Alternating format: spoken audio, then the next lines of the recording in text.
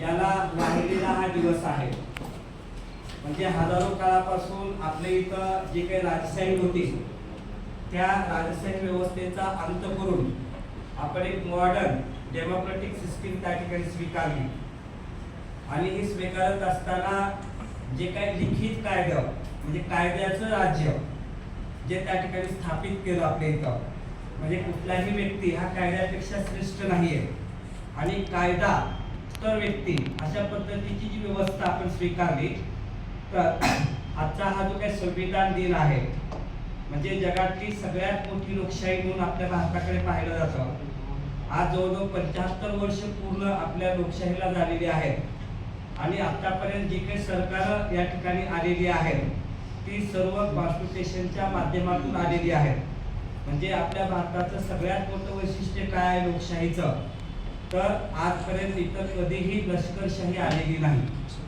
त्याचं जे काही समजा सर्व सार्वस्व आहे म्हणजे महत्व आहे ते आपल्या कॉन्स्टिट्यूशन मध्ये आहे. आणि हे आपल्या इंडियाचं जे कॉन्स्टिट्यूशन आहे हे लिहिण्याचं जे काम आहे मुळात जे आहे त्याची सुरुवात म्हणजे 9 डिसेंबर 1946 ला कॅबिनेट मिशन नावाची जे काही मिशन ब्रिटिशांनी स्थापन केली होती, त्रिमंत्री योजना, आणि त्यातून याची सुरुवात झालेली आहे. म्हणजे आधुनिक शतकामध्ये 20व्या शतकामध्ये जे काही राष्ट्र उदयाला आली त्या प्रत्येक राष्ट्राचे एक लिखित संविधान आहे. म्हणजे प्रत्येक देशाचे एक लिखित संविधान आहे. तसं आपल्या देखील भारताचे एक लिखित संविधान त्या ठिकाणी लिहिण्यासाठी एक कॉन्स्टिट्यूशन असेंब्ली जी ती इस्टॅब्लिश केली गेली. आणि या कॉन्स्टिट्यूशन असेंब्लीच्या माध्यमातून भारताचं संविधान लिहिण्याचं जे काम आहे ते 9 डिसेंबर 1946 पासून सुरू झालं. जवळजवळ त्याच्या 11 बैठका त्या ठिकाणी संपन्न झाल्या.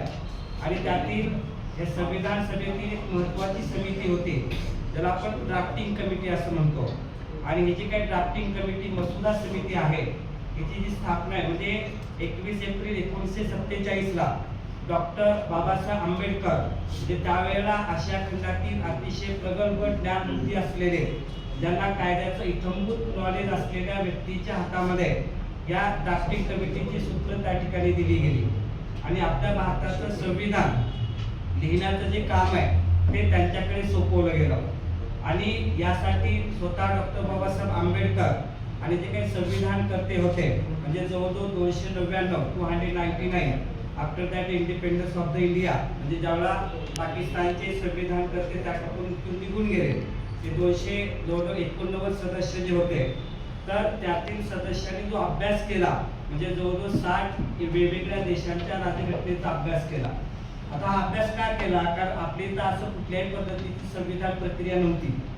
म्हणजे आपली इथं राजेशाही होती, राजा आणि त्याचं मंत्रिमंडळ आणि राजा सांगेल त्या पद्धतीनं कायदे.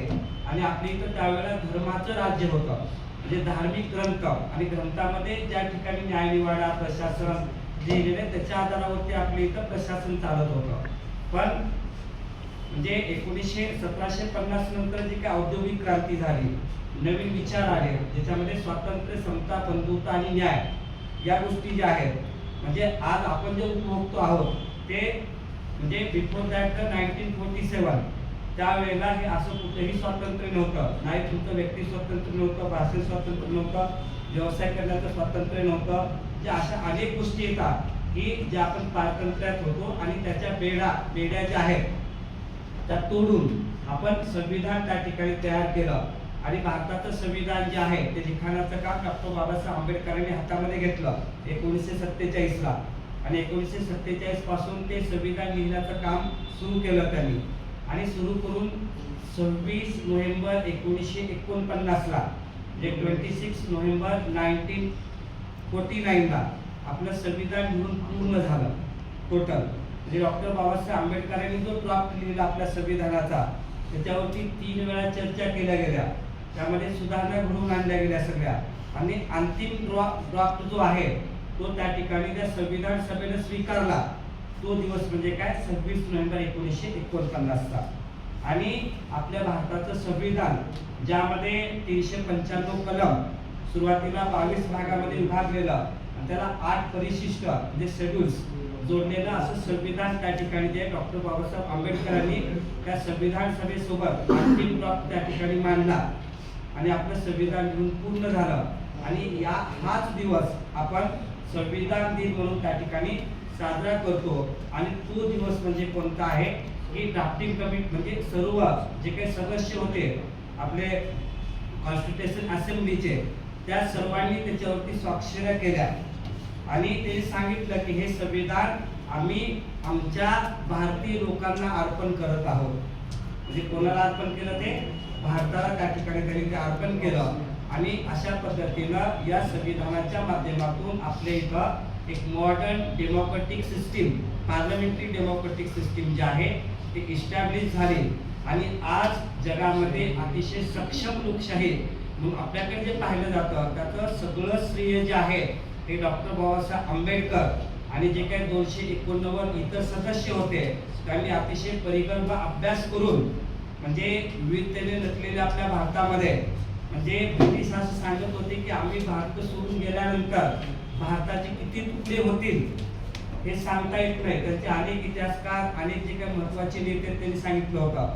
म्हणजे भारतामध्ये वेगवेगळ्या भाषा आहेत, वेगवेगळे प्रदेश आहेत, वेगवेगळे लोक आहेत, म्हणजे कुठलीच एकता नाही. आणि या सगळ्या एकतेला एका माळेमध्ये गुंफण्याचं काम जर ते कोण केलंय ते आपल्या भारतीय संविधानानं केलंय. भारतीय संविधानाची आपली ताकद आहे. आज आपले शेजारी राष्ट्र आहेत, श्रीलंका आहे, नेपाळ आहे, त्यानंतर पाकिस्तान आहे, बांगलादेश आहे.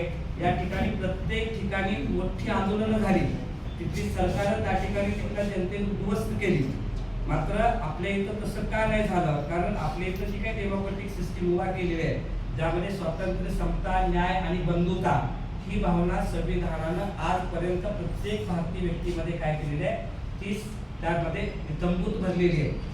आणि एवढ्या विविधतेमध्ये देखील जग आपल्याकडे पाहतं की हे एवढ्या विविधतेतले लोक आहेत. म्हणजे एक प्रदेश सोडून दुसऱ्या प्रदेशमध्ये गेल्यानंतर त्या व्यक्तीचा विचार त्याला समजत नाही. म्हणजे एवढ्या भाषा वेगळ्या येतात तरी एका सूत्रामध्ये बांधले. ते सूत्र म्हणजे काय आपलं भारतीयत्वाचं सूत्र, सिटीजन ऑफ इंडिया हे सूत्र आपल्याला त्यामध्ये बांधलेलं आहे. आणि हे बांधण्याचं काम कोण केलंय? या संविधानाने केलंय. त्यामुळं आजचा जो दिवस आहे आपल्या एकतेचा, आपल्या अखंडतेचा आणि आपल्या सार्वभौमाचा हा दिवस आहे. म्हणजे आजपर्यंत भारताच्या कुठल्याही भागावरती इतर देशांनी आक्रमण केलं नाही किंवा ते आपण यशस्वीपणे परतावून लावलं. म्हणजे आपण सार्वभौम आहोत हे आपण सिद्ध केलं. कुठल्याही दबावाखाली न येता आपण सक्षमपणे आपले निर्णय आपण घेतले आजपर्यंत जे आहेत ते. म्हणजे कुठल्याही दबावाला आपण आजपर्यंत बळी पडलो नाहीत. आणि सक्षम पद्धतीनं आपल्या इथं एक यूथ जनरेशन आज जे आपल्या भारताकडे आहे. म्हणजे भारतात आज सगळ्यात मोठी शक्ती काय तर ती यूथ जे आहे. म्हणजे हे जे काही यंग जनरेशन आहे ही सगळ्यात मोठी भारतातली आपली शक्ती आहे. आणि ही शक्ती या ठिकाणी एकत्रित एका सूत्रामध्ये बांधण्याचं काम आपल्या संविधानाने केलेलं आहे. प्रत्येक युथ आज म्हणतो की मी I am a citizen of India, मी भारताचा नागरिक आहे. आणि ही भावना या ठिकाणी आपल्या भारताला जगाच्या नकाशावरती आणि त्याचबरोबर एक महासत्ता म्हणून पुढे घेऊन जाणार आहे. त्यामुळे आजचा जो दिवस आहे हा संविधान दिवस अतिशय महत्त्वाचा आहे. तर यातील दोन प्रश्न पुढे येत आहे. संविधानाच्या बाबतीमध्ये परत एकदा आपलं जे प्रेमबल आहे ते आपण स्वीकृत केलं या दिवशी. आपलं जे प्रेमबल आहे ते तर ज्यांना चांगलं व्यवस्थित म्हणता येतं त्यांनी प्रेमबल या ठिकाणी म्हणायचं, बाकीच्यांना परत पाठीमागे म्हणायचं परत एकदा. म्हणजे आपल्या कार्यक्रमाची सांगता होईल.